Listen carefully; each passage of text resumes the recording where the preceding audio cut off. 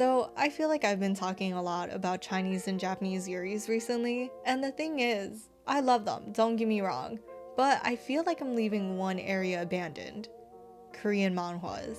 But here's the thing, there's a reason. It's because we barely get Korean manhwas translated recently. Back in like 2015 to 2021, there used to be a lot of Korean manhwas translated. Like, I think I read more Korean than Japanese Yuri at that time. But it doesn't help that Korean manhwas were and are really fucking smutty. Like, god damn. But they're so good. And Korean and Chinese manhwas are total opposites. In Chinese Yuri, we get censorship and like real slow burn. Korean manhwas, on the other hand, will literally slap you with the whole smut scene. No context, just smut. But if you're bored and you're looking for Korean Yuri, then these are the top 9 Korean Yuris that I would recommend. Now, like I said, Korean manhwas, they got a lot of not safe for work stuff. So I'm going to try my best and give you all both not safe for work and safe for work options. First off, we have the Drunken Boss, which is not safe for work, but is really cute.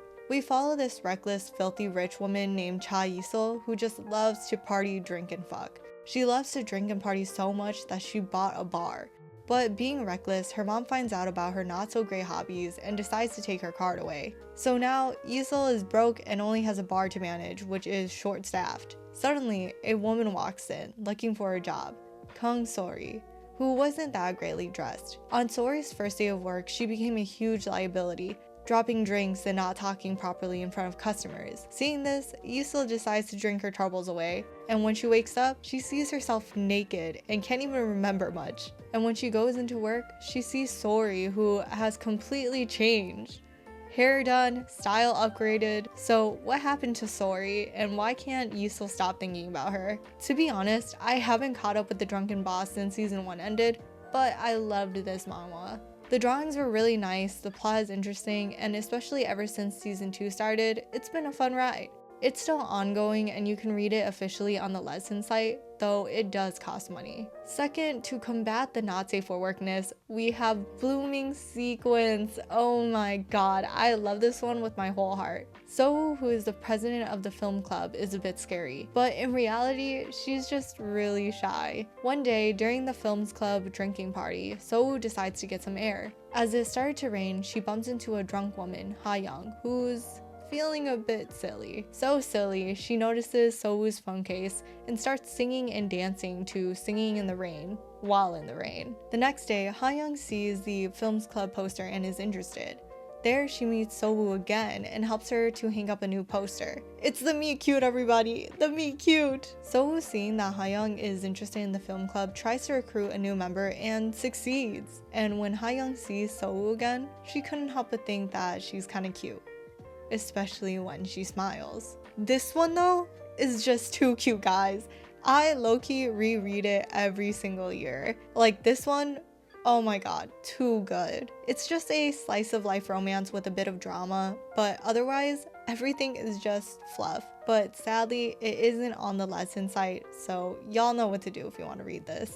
Now, third on my list is a more historical one, but historical fantasy. Moonlight Garden. In Moonlight Garden, there are maidens that are known to provide sexual pleasures that you can't even fathom. Each maiden is blessed with a flower marking, but our main girl, Do-hwa, is still a young flower maiden who hasn't blossomed yet. But she hopes never to blossom, because each month they go into heat, and if they don't bed another woman, they're in severe pain. Do-hwa doesn't want this at all, so instead of learning to be a proper maiden, she sneaks into the mistress's garden to collect herbs and create a potion to escape her destiny.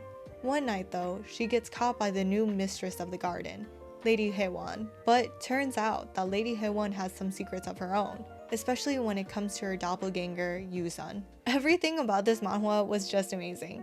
From the designs to the art and even the character development was just top tier. I would give this a 9 out of 10 though, just because I did feel like the romance between the main couple was just a bit rushed. But this manhwa has a very unique story which I love. Although I will say that the story can be really dark too, just because it involves death, murder, and implies SA. It does have a happy ending though, but if you can't handle the things I've mentioned, then I would just steer away from this one. If you want a much lighter historical fiction, The fourth on my list is her Shim-Cheong. We meet two women. One is a beggar who is taking care of her blind father, while the other is a wife who was sold off to a chancellor. Two different worlds, yet they share the same desire: to have a quick and painless death to escape from the worlds. While Shim-Cheong was out in the river, she sees a woman floating and maybe drowning, Madame Zhang. To thank Shim-Cheong for saving her life, she invites her to her wedding where Shim-Cheong could eat to her heart's content. Later, they get closer and closer, and that's where their lives end yet start at the same time. I feel like this manhwa is probably the best out there. Everything about this is just hands down the best manhwa I've ever read. And I know I've said a lot of great things about each one so far, but this one takes the cake. It's also a retelling of a classic Korean tale, but it twists it into a feminist literature piece, which I love. I actually plan on buying the physical books, but it's not in English, it'll be in Korean. Now, moving along from historical manhwas, I would like to introduce the toxic ones. I actually don't have any toxic safe for work ones, so the fifth one that I'll be introducing is Kll Me Now. I actually didn't finish this one, but it just got completed, so I'll binge it soon. We meet Haegu, who is one of the best and merciless hitwomen. One day, she executes a man in front of his daughter and decides to take care of her. To remind her of what she has done, she named the kid Mian, which in Korean is sorry. But she tells the kid one thing: to kill her when she can. So, growing up, Mian tries to do this, but not with the typical weapon. She wants to do it psychologically, making her submit by manipulation. But as Mian grows up, she doesn't know whether it was revenge or love. Haegu, on the other hand, doesn't know how she feels either while she's busy taking on life-threatening missions as they go through a push and pull with their feelings. The coloring in this is beautiful. Like, if you like the green Yuri because of the art style and coloring, you would love Kll Me Now. The colors show what's going on with the characters and their emotions. This one actually just got completed, which is wild because it took 4 years for the author to end it since it came out in 2021. But like I said, since it's finished, I'm gonna go binge it all. Now in 6th, we have the reason why I'm crazy for a rich pink-haired CEO. What does a fox say? This one is about a new worker, Songji, who joins a gaming company, Hello Studio. She's the pretty new worker that a lot of guys have their eyes on, but she doesn't care to look at them. Instead, she only really sees her manager, Sumin, in her eyes. Sumin is the team manager who is a bit straightforward and serious. She's never really thought about getting into a relationship since her ex Seju still lurks in her life, but she couldn't help but fall in love with Sunji.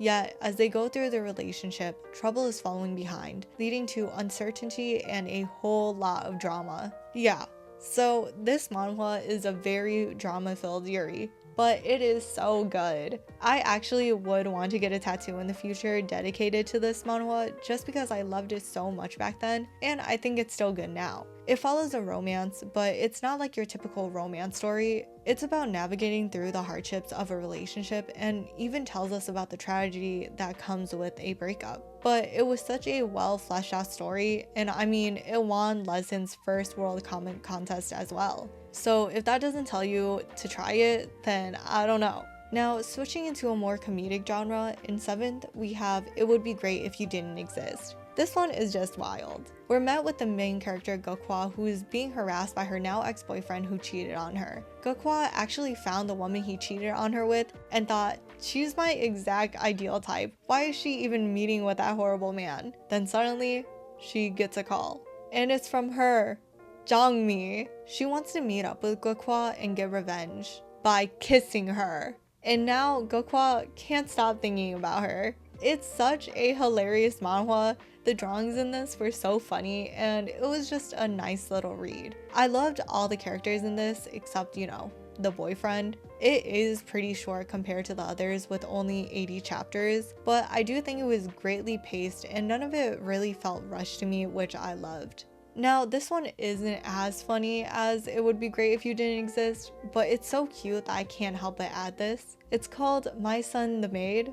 It's about this new maid June who can't really do her maid duties. She causes nothing but trouble, yet the beautiful, elegant, gracious madam of the house forgives her and shows favoritism. Both have affection and admiration for one another, but they're both on different sides in society. Will it turn into something more, or will it just be a maid-madam relationship? It's another historical romance, but it's done in such a light and refreshing way that is just nice and relaxing. There's like barely any drama, which I like. It's more of a fluffy slice of life read. It does have a rushed ending, I will say, but it's still enjoyable. This was the third prize winner of the second Lesbian World Comic Contest, so like I said, take it as you will. Lastly, we have a physically translated published manhwa. Okay, well, it's not published yet. It's coming out in November 18th of this year. It's I Love Amy. I feel like a lot of people have read this, but a quick summary if you don't know what it is. There's a crazy girl, BB, who loves this dude, Peter.